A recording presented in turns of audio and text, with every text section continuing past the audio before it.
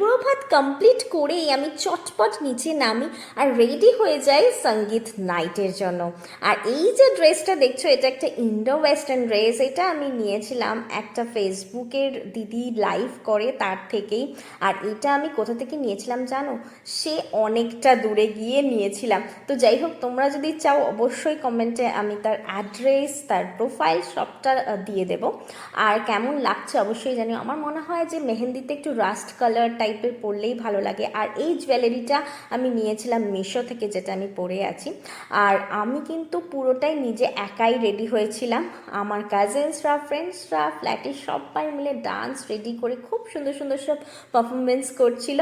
আর আমি কিন্তু মেহেন্দিটা বিয়ের আগের দিন পরে রাখি। আমার মনে হয় যে নেলসটার মেহেন্দিটা করা থাকলে অনেকটাই সুবিধে হয়, কারণ ওই আইব্রো ভাতে মেহেন্দি থাকলে এটা একটা প্রবলেমেটিক। এছাড়াও নেলসটা কিন্তু সবসময় মেহেন্দির আগে করে নেওয়াই বেটার।